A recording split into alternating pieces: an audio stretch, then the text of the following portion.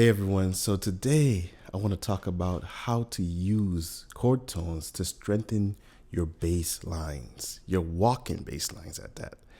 So there's a million things to strengthen your jazz walking bass lines, but today I want to specifically talk about chord tones because this is something that is very basic, definitely something you've studied in the past. You've studied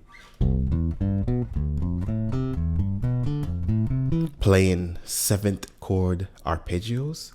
So basically, we could use these arpeggios, or better known as chord tones, to really anchor the harmony in walking bass lines.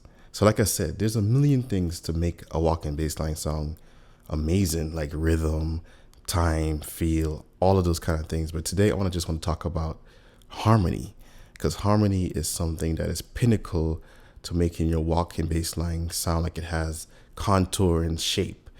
So no further ado, let's talk about the chord tones. So again, from a basic standpoint, chord tones are just the notes of the intervals of arpeggio. So basically you have the root, the third, the fifth, and the seventh. So in this example, I'm using a C major 7 arpeggio. So it'd just be C, E, G, B, which is the 3rd fret on the A string, 2nd fret on the D string, 5th fret on the D string, and then the 4th fret on the G string. So basically, you definitely have to have gone through the major and the minor and the dominant 7 arpeggios. If you're using it within a scale format, you've definitely gone through that already. And if you have not, please look back at some of my videos where I talk about arpeggios, and I'm using it in a diatonic fashion where I'm going through these arpeggios in a scale format. So moving further, we want to expand and we want to really develop our air and really develop our take to using these chord tones. So in this example, I want to talk about using these chord tones in bebop jazz. So you definitely have to walk the bass in that style and genre of music. So it could be overwhelming at first because there's a lot to take in, because you're basically creating these bass lines.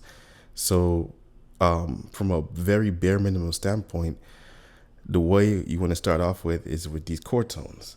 Today I have an example of a great American songbook jazz standard, which is All the Things You Are. So I basically did the chord map out right here. As you can see, you see these Roman numeral numbers on top.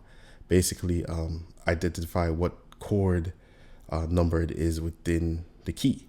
So basically the first 4 chords of All the Things You Are is a 6-2-5-1 progression, which is a very common jazz chord progression. So I was able to map that out and basically get that. So those 4 chords are pertaining to A flat major. The next chord at the bottom, the D flat major 7, is also pertaining to A flat major because it's 4. Then it branches over to the G7, which is in the key of C, which that G7 then resolves into C major, which is basically highlighting the key of C. So basically what you have going on here on chords in A flat major trying to resolve to the chords in C major. So we have A flat major key basically resolve it to C major. So please pause the video, take a screenshot, because we could be referring to these chords. So no further ado, let me go ahead and just play it in the arpeggio format. So we'll start with F minor 7 first. So that's just the 1st fret on the E string, the 4th fret on the E string, the 3rd fret on the A string, the 1st fret on the D string. All right, that's the F minor. The next chord and arpeggio we'll be playing is a B flat minor 7. So it'll be B flat, which is the 1st fret on the A string, D flat, which is the 4th fret on the A string, 3rd fret on the D string, which is F, and then the 1st fret on the G string, which is A flat. So far we got that. The next chord in this sequence is our 5/7 chord, which is going to be E flat dominant 7, which is basically the 6th fret on the A string, the 5th fret on the D string, that's the 8th fret on the D string, and that's the 6th fret on the G string. So that's E flat dominant 7. The next chord we're going to go to is A flat major 7, which is this. It's the 4th fret on the E string, 3rd fret on the A string, 6th fret on the A string, 5th fret on the D string. Sounds like that. The next chord in the progression, which is going to be our 4 chord pertaining to the A flat major, which is D flat major 7. So it sounds like this. It's going to be the 4th fret on the A string, 3rd fret on the D string, 6th fret on the D string, and then the 5th fret on the G string. Our next chord in the progression is G dominant 7, which sounds like this. Basically, it's the 3rd fret on the E string, the 2nd fret on the A string, the 5th fret on the A string, the 3rd fret on the D string. And then our resolving chord, last chord of the 8 bars, will be C major 7. Sounds like that.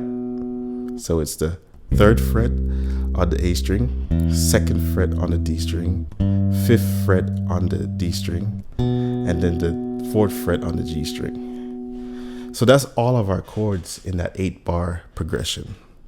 So I just arpeggiated by playing each of the intervals of the chord. So now let me play it in time so that we get a feel and a sense of how it sounds together, and you could really hear the harmony moving just from playing the chord tones. Here it goes.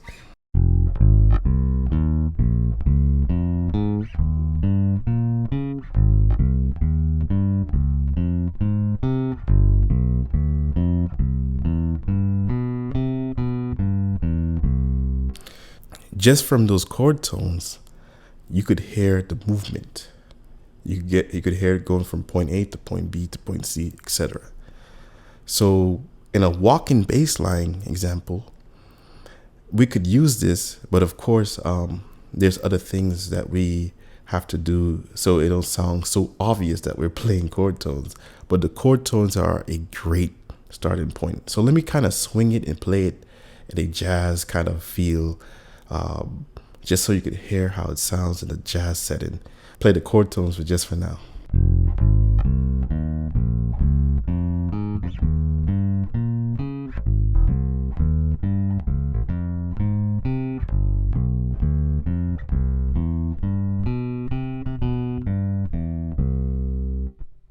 So just with the chord tones, you have a really good starting point for any jazz standard, because most jazz standards have really similar progressions. Like for example, in this All the Things You Are, the first 4 chords are a 6-2-5-1.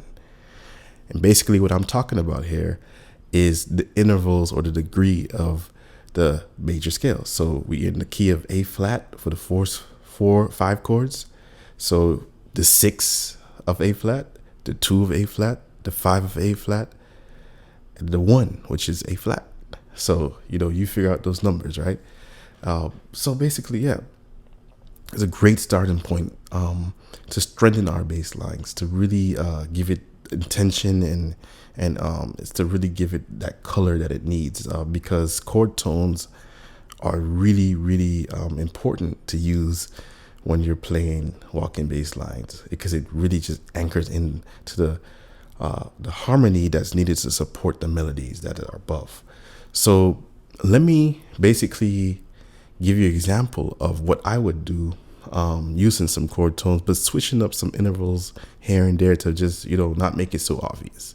So if I was to walk the bass for the 8 measures of All the Things You Are, this is how I do it.